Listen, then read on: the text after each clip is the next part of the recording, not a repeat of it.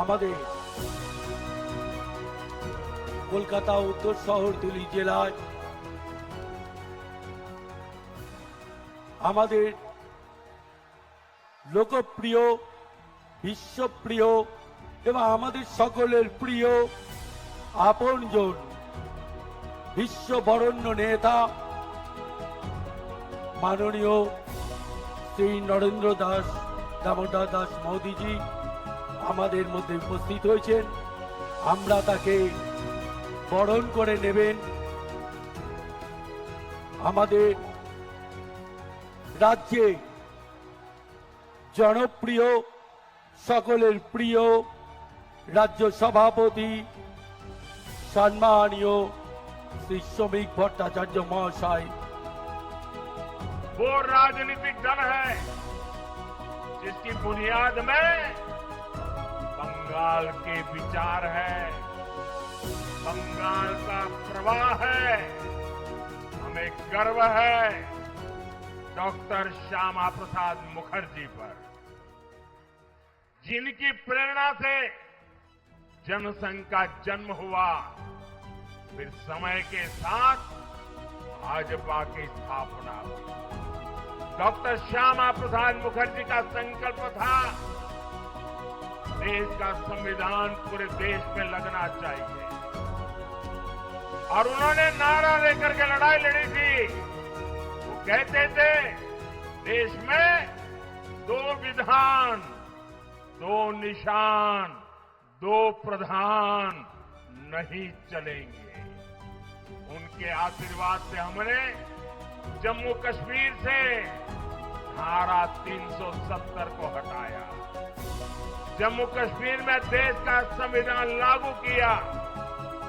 साथियों, डॉक्टर मुखर्जी देश के पहले उद्योग मंत्री भी थे। अगर उनके विजन को आगे बढ़ाया होता तो देश आज और ऊंचाइयों पर होता। साथियों, डॉक्टर मुखर्जी का विजन, उनकी नीतियां आज भी बंगाल के औद्योगिक विकास को नई ऊर्जा दे सकती है। लेकिन हम यहां देखते हैं कैसे टीएमसी ने अपने 15 साल में बंगाल के औद्योगिक विकास को चौपट करके रख दिया है। टीएमसी के खोखले वादों और सिंडिकेट राज ने कोलकाता सहित बंगाल के सभी शहरों को, उद्योगों को, एमएसएमई को बर्बाद कर दिया। यही टीएमसी सरकार है जिसने बंगाल में 2000 बड़े उद्योग लाने का वादा किया था। लेकिन आज दमदम जैसे पुराने औद्योगिक शहरों की स्थिति और खराब हुई है। यहां फैक्ट्रियों में ताले लग रहे हैं। साथियों, कभी देश के दूसरे हिस्सों से लोग रोजगार के लिए कोलकाता आते थे, लेकिन आज युवाओं का पलायन यहां की सबसे बड़ी चुनौती बन गई है। आप स्पोर्ट्स का ही सेक्टर लीजिए, कोलकाता से बड़ा स्पोर्ट्स का हब देश में कहीं नहीं था, लेकिन आज बंगाल के युवा खिलाड़ी भी अच्छे अवसरों के लिए छोड़कर जा रहे हैं। आखिर क्यों? इसका जवाब आपको कुछ समय पहले भी मिला है, जब कोलकाता के ग्राउंड में शर्मनाक तस्वीरें आई।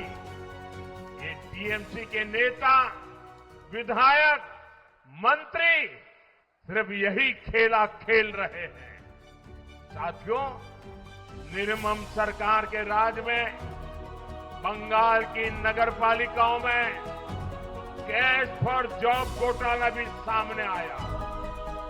इन लोगों ने रोजगार को बेचने का काम किया।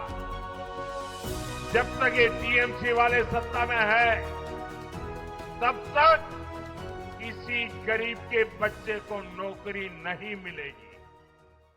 ये इनका कारनामा है। यहां के युवाओं को रोजगार देने के लिए आपको बीजेपी सरकार लानी ही होगी। बंगाल में बीजेपी सरकार बनेगी तो उसके लिए यहां के मिडिल क्लास का हित भी सर्वोपरि होगा। मिडिल क्लास सुबह से रात तक मेहनत करता है, बच्चों के सपनों के लिए बचत करता है, हर महीने ईमानदारी से टैक्स भरता है। मिडिल क्लास का जीवन आसान बने, इसके लिए बीते 11 वर्षों में केंद्र सरकार ने अनेक निर्णय लिए हैं।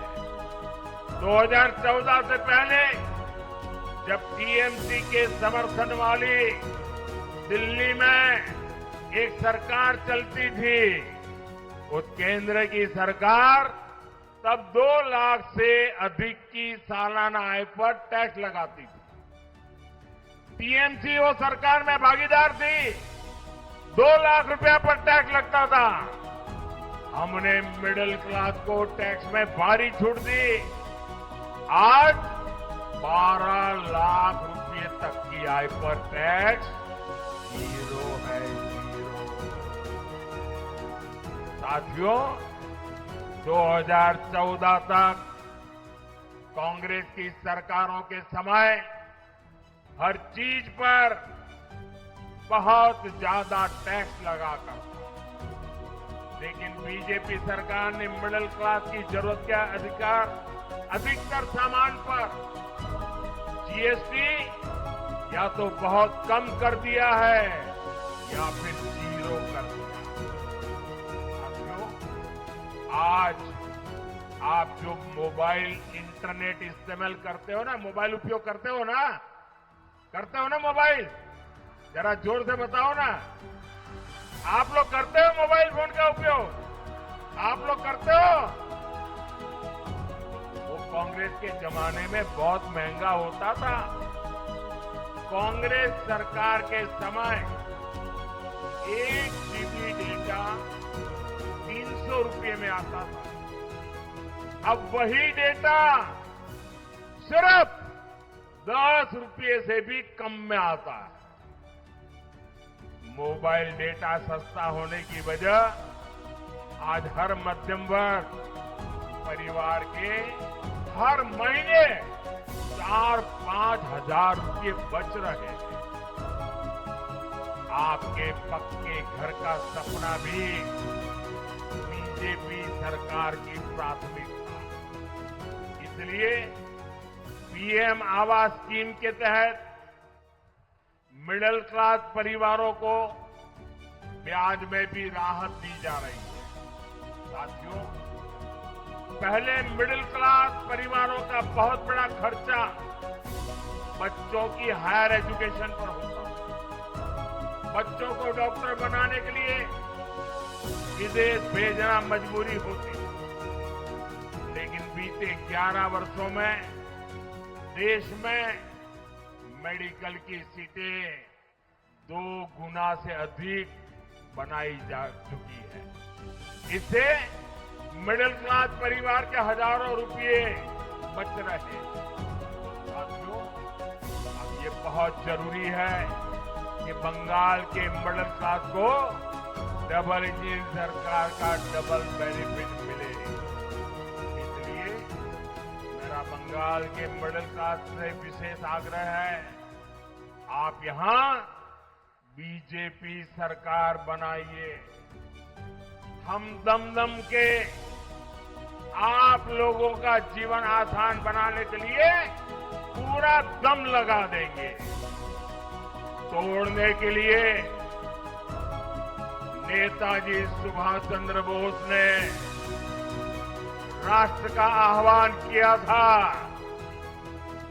नेताजी ने नारा दिया था, तुम मुझे खून दो, मैं तुम्हें आजादी दूंगा।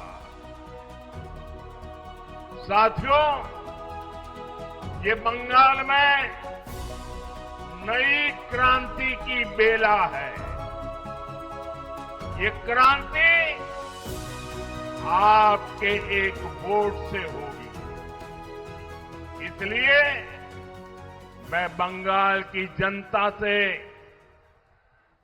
करबद्ध प्रार्थना करता हूं, आप हमें वोट रूपी आशीर्वाद दीजिए। हम मिलकर बंगाल को अनेक कष्टों से आजादी दिलाएंगे।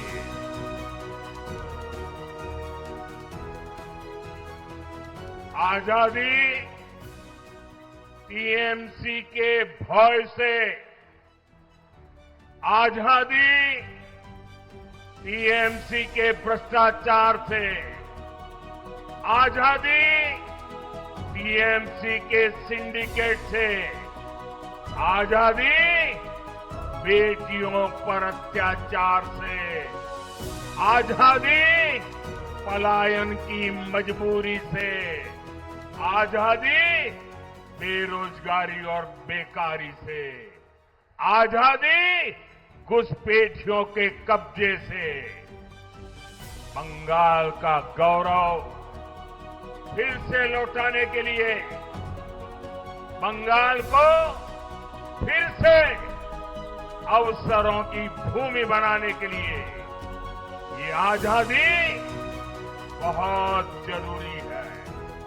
পলিটিক্যাল বার্তালাপ, সত্য ও বিতর্কের কণ্ঠস্বর।